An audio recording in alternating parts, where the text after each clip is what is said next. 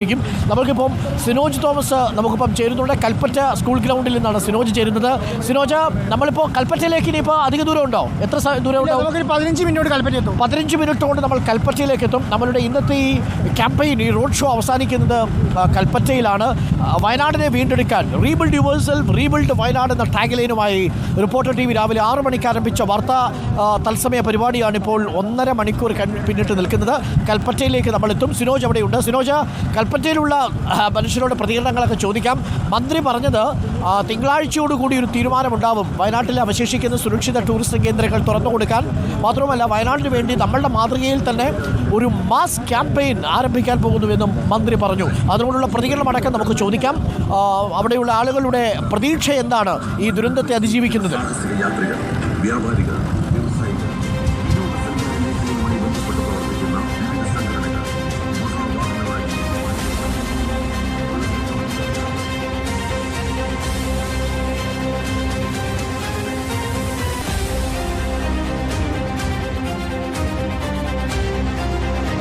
Arunkumar, SKMJ school ground പൂർണ്ണ സജ്ജമാണ്. എല്ലാം ഇവിടെ സജ്ജമായിരിക്കുന്നു. സ്റ്റേജ് ഉൾപ്പെടെയുള്ള കാര്യങ്ങൾ സജ്ജമായിരിക്കുന്നു. ഇനി അരുൺ സാറും സംഘവും ഇവിടേക്ക് എത്തിയാൽ മാത്രം മതി.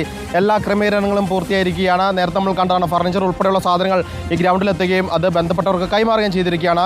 വാഹനങ്ങൾ ഉൾപ്പെടെ കൈമാറാനുള്ള എല്ലാ സൗകര്യങ്ങളും ഇവിടെ ഒരുക്കിയിട്ടുണ്ട്. ഒപ്പം തന്നെ ഇവിടെ ഹോട്ടൽ മേഖലയിലുള്ള ആളുകളൊക്കെ തന്നെ ഇവിടെ എത്തിയിട്ടുണ്ട്. നമുക്ക് അവരോട് തന്നെ നേരിട്ട് ചോദിക്കാം. അതായത് നമ്മൾ രാവിലെ മുതൽ തുടങ്ങിയ പരിപാടിയാണ്. മന്ത്രി PM മുഹമ്മദ് റിയാസ് അല്പസമയം മുൻപ് പറഞ്ഞ തിങ്കളാഴ്ച ഒരു യോഗം നടക്കുന്നുണ്ട്. നിർണായകമായ യോഗമാണ് വയനാട്ടിൻ്റെ വിനോദസഞ്ചാര മേഖലയുമായി ബന്ധപ്പെട്ട്. അതിലൊരു നിർണായകമായ തീരുമാനം ഉണ്ടാകുമെന്ന് പറയുന്നു. എന്താണ് പ്രതീക്ഷ? സാറേ, ആദ്യമായി റിപ്പോർട്ടർ TVയോട് അതിൻ്റെ സംഘാടകരോടും വളരെ നന്ദി അറിയിക്കുകയാണ്. കാരണം ഈ പ്രോഗ്രാം തുടങ്ങിയതിന് ശേഷം ഒരു 3 മണിക്കൂർ ആകുമ്പോഴേക്കും ഞങ്ങൾക്ക് കോളുകൾ വരാൻ തുടങ്ങി. ഞങ്ങൾ വയനാട്ടിലേക്ക് വരുന്നുണ്ട്, അടുത്ത ആഴ്ച വന്ന് ഞങ്ങൾ വയനാട്ടിലേക്ക് വരുന്നുണ്ട് എന്നുള്ളത്. ഇത് ആ പോസിറ്റീവ് സൈനിന് ആദ്യമേ നന്ദി പറയട്ടെ. പിന്നെ ഈ പ്രോഗ്രാം ഇത്ര വിജയിക്കും എന്നുള്ളത് ഞങ്ങൾ പോലും പ്രതീക്ഷിച്ചില്ല. വൻ വിജയമായിരുന്നു.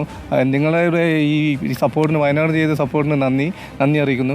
ഞങ്ങളെ കൂടെയുള്ള കുറേ പേര്, പിന്നെ ഞങ്ങൾ വയനാട് ടൂറിസം കൂട്ടായ്മയുടെ ആളുകളാണ്.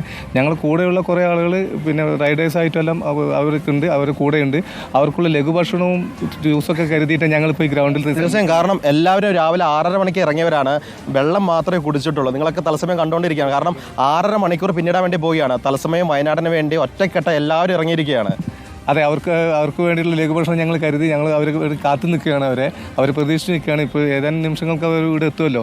അവർക്ക് വേണ്ടിയിട്ടുള്ള ചെറിയ ലഘുഭക്ഷണവും കാര്യങ്ങളൊക്കെ അറേഞ്ച് ചെയ്തിട്ടാണ് ഞങ്ങൾ ഇരിക്കുന്നത് ഇവിടെ. പ്രതീക്ഷയോടെയാണ് കാണുന്നത്. തീർച്ചയായിട്ടും. കാരണം നടന്ന സംഭവം വലിയ ദുഃഖകരമായ ഒരു സംഭവം തന്നെയാണെങ്കിലും ടൂറിസത്തെ പ്രതീക്ഷിച്ചുകൊണ്ടാണ് ഇൻഡയറക്ട്ലി ഒത്തിരി പേര് ഇവിടെ താമസിക്കുന്നത്. അപ്പോൾ തീർച്ചയായിട്ടും അതിനൊരു റീബിൽഡ് എന്താണോ ഞങ്ങളുടെയൊക്കെ മനസ്സിലുണ്ടായിരുന്ന കാര്യമാണ് ഇപ്പോൾ റിപ്പോർട്ടർ ചാനൽ ചെയ്യുന്നത്. ജനങ്ങളുടെ പ്രശ്നങ്ങൾ തിരിച്ചും കണ്ടറിഞ്ഞുകൊണ്ടാണ് ഈ ഒരു പ്രോഗ്രാം. ശരിക്കും അത് വളരെ ഹെൽപ്ഫുൾ ആവും.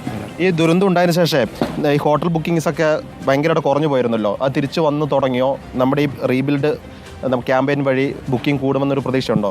നമ്മളെ സംബന്ധിച്ച് ഇപ്പോൾ റീബിൽഡ് വയനാട് എന്ന് പറയുമ്പോൾ നമ്മൾ ഒരു ദുരന്തം ഉണ്ടായ സമയത്ത് വയനാട് ജില്ല എന്ന് പറഞ്ഞാൽ എല്ലാവരും അറിയുമായിരുന്നു.